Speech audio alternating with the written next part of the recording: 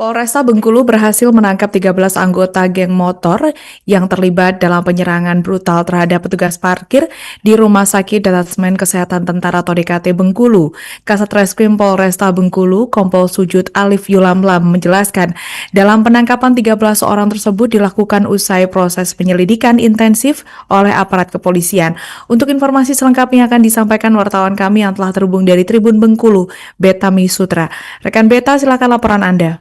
Baik, terima kasih Alinda. Baik, benar saya ingin sampaikan bahwa pihak dari Kepolisian Polresta Bengkulu telah berhasil mengamankan sebanyak 13 orang anggota geng motor yang terlibat dalam penyerangan brutal yang terhadap seorang petugas parkir di Rumah Sakit Detasmen Kesehatan Tentara atau DKT Bengkulu. Menariknya dalam peristiwa yang terjadi di Jalan Jeno Repin Timur Indah Kota Bengkulu tersebut itu terjadi pada Minggu dini hari. Dan 7 di antara 13 orang tersebut merupakan pelajar SMP dan juga SMA yang ada di wilayah Kota Bengkulu dan juga Kabupaten Siluman. Terkait dengan kejadian ini, Kasat Reskrim Polresta Bengkulu, Kompol Sujud Alif Yulamlam itu menjelaskan bahwa penangkapan terhadap 13 orang ini dilakukan setelah proses penyelidikan intensif dilakukan oleh aparat kepolisian. Di mana atas kasus ini Polresta Bengkulu sendiri masih menggali lebih dalam terkait mengenai keterlibatan mereka dalam geng motor. Apakah ada kemungkinan jaringan kekerasan yang lebih luas daripada kasus yang mereka lakukan pada Minggu dini hari tersebut. Di mana pihak kepolisian juga masih mendalami terkait dengan latar belakang dan juga motif yang mereka lakukan terhadap seorang tukang parkir yang ada di rumah sakit tersebut.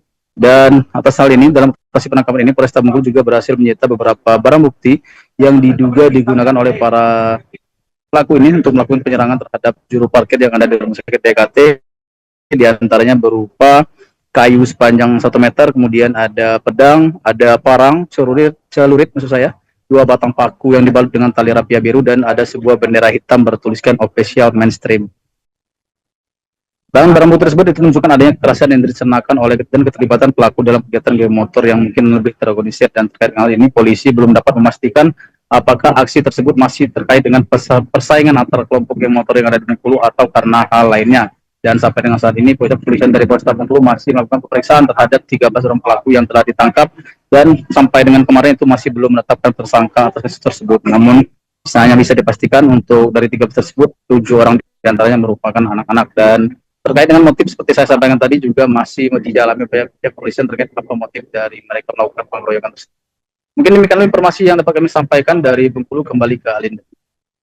Baik, terima kasih rekan Beta Misutra dari Tribun Bengkulu atas laporan Anda dan selamat bertugas kembali.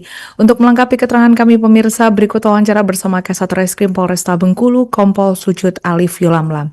Kami dari Satuan Reskrim Polresta Bengkulu mengamankan 13 orang yang termasuk dalam geng motor, yang 7 orang dari 13 orang tersebut masih berstatus sebagai pelajar. Jadi kemarin yang viral di Info Bengkulu, kami juga sudah menerima adanya laporan dari saudara Indra Setiawan, yang dimana dia mendapatkan perilaku kriminalisasi. Download Tribun X sekarang, menghadirkan lokal menjadi Indonesia.